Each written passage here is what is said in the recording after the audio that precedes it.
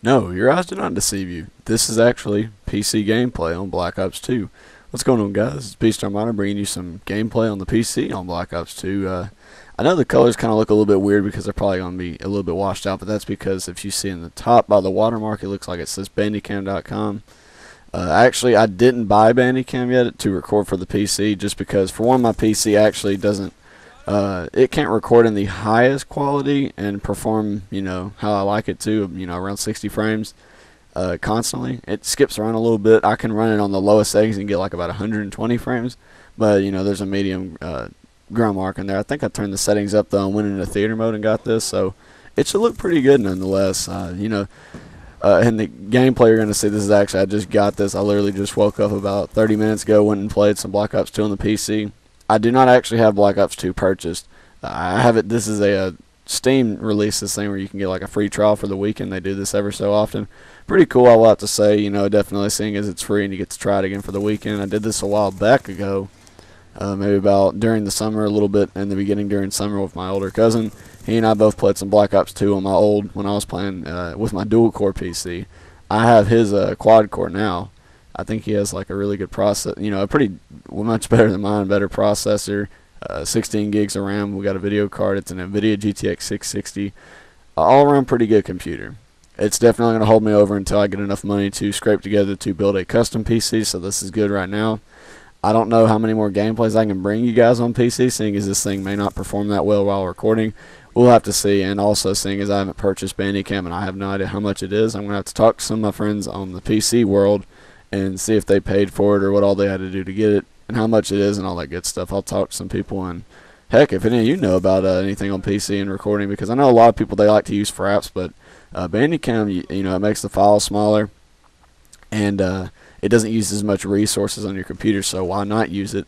I don't know if the quality would be worse than Fraps or not, but I think the quality, I'm going to try and upload it in 1080p and see how it goes. So we'll have to see with that. I'm pretty excited though because you guys haven't seen a PC gameplay from me ever, and as I get sniped by a DSR, and of course this is in theater mode, and I watched the kill cam, and yeah, he actually put a shot on me, so it was somewhat of a lucky shot, seeing as the snipers don't have as much flinch as the ordinary weapons, but at the same time, no aim assist on PC, so as you know, sniping would be a lot more difficult to use and do. So that was one thing I think Call of Duty Ghosts should definitely implement. If their snipers are really truly going to have no aim assist, make sure it's like the PC where they literally have zero aim assist. And, of course that makes it more difficult for them to get the quick scopes. They actually have to have a good enough aim and perception and hand-eye coordination on where you're at if they actually want to scope in really fast and drop you, up close. While snipers shouldn't necessarily be able to do that anyways, as fast-paced as Call of Duty is and as small as some of the maps can definitely be, I can see where snipers do have a place in the close range category, as long as they're somewhat balanced to an extent to where you can still do it, but you have to be a very skilled player in order to do so. And you're still going to, of course, get those occasional lucky shots. One thing I will have to say, though, that I don't agree with is the snipers that are semi-auto that have no recoil and no fire rate cap for the most part. For instance, in the past few Call of Duties, I'm not going to rant, but I'm just going to talk about this really briefly.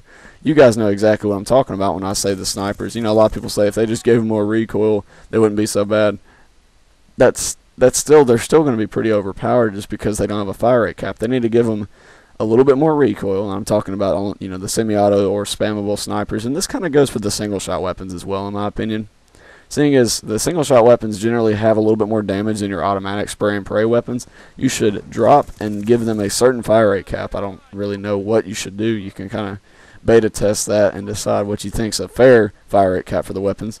And this also goes with the snipers. Give them a little bit more recoil since they already don't have that much anyways. And just put a fire rate cap on it so they can't just go and just drop people. Make it where it's like pop, pop, pop, pop. Like the Dragunov off Call of Duty 4 for the most of you do know that. Call of Duty 4's Dragunov, it was a lot of, it was high damage. I think it did like maybe 70 to 75 damage or something, and it had, of course, a headshot multiplier. You would always get a one-hit kill if you hit him in the head or neck. I think you could get a one-shot if you hit him in the upper chest, but it was very rare, and they sometimes had to be damaged, I think. I don't know. I haven't played Call of Duty 4 with the Dragunov in a long time.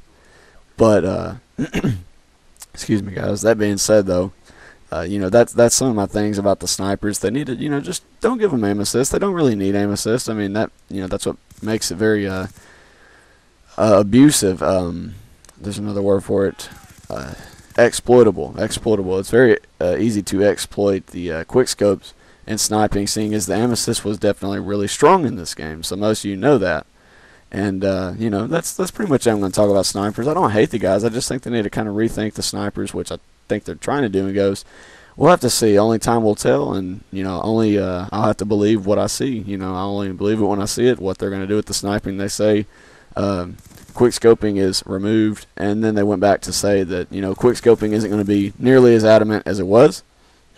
Excuse me, guys, man. I told you I woke up in the morning, I haven't had anything to drink, but I wanted to get this commentary out to you guys, so I hope you enjoy it nonetheless. But you know, they say in quick scoping Call of Duty Ghost isn't going to be as easy, which, you know, we'll have to see. If you drop the aim assist, it definitely won't be as easy, and the people will actually have to use their aim to get the kills. Another thing I wanted to talk about on the PC, though, a lot of people wanted me to cover. Some people left in the comments, "Hey, can you, you know, since you got a new PC, can you record in gameplay?" And you know, I'm going to try to put this up, of course. Again, my PC won't really record at the highest quality, at the highest graphics settings. I know a lot of people think, well, you don't want to necessarily. It doesn't really matter that much. Trust me, though, PC looks much better than console, especially on Call of Duty. As you guys can see, I have my field of view set to 90, I believe, instead of the 65 standard what the consoles are set on.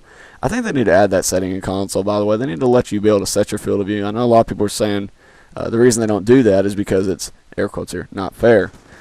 And I know a lot of you are probably wondering why my gun looks like it's further out and why it seems like zoomed and stuff. That's called your field of view for those of you who don't know that. A lot of people are consoles and they haven't ever heard of, you know, well, they have heard of PC gaming, but they haven't really went to it and indulged in it and, you know, checked it out. But I will tell you guys right now, if you have a moderately to good PC, it's a lot of fun for the most part, you know. Of course, you're going to expect the random aimbotters, but they're actually much more rare than most people would think they are. I rarely run into aimbotters, and I play on PC all the time. I mean, the only reason I haven't really recorded any gameplay, of course, is because my PC can't really handle it as well, so that's why I've been telling you guys. I switch from PC to console all the time, but again, once I get some money, I'm going to build me a pretty good gaming PC for anywhere from $1,200 to $1,500. You know, you can get you a solid PC for that, and you know, that's pretty good with that. That's just the plan right now. But I do want to talk about PC gameplay, like what I think about PC gaming.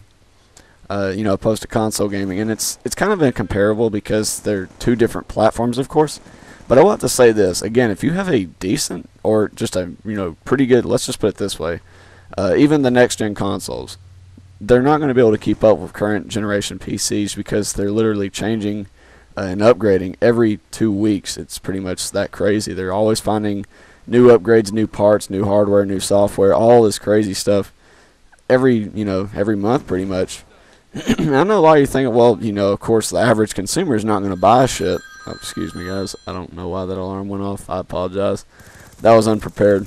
But anyway, the average consumer, of course, isn't going to buy these things as commonly. Now, that's very true. But at the same time, the reason I think it's a good idea that they do that is because the people that are just now getting into PC gaming, if they decide they want to get a part and they have a certain budget, they can choose to spend that certain amount of money and get a little bit of a better, you know, equipment and stuff for the lower price. That's just my things. I might touch back up on this subject if I find any more gameplay I can scrape together for you guys. So anyways, nonetheless, I hope you enjoyed this gameplay. You guys, of course, have an awesome day, and I will see you in the next one.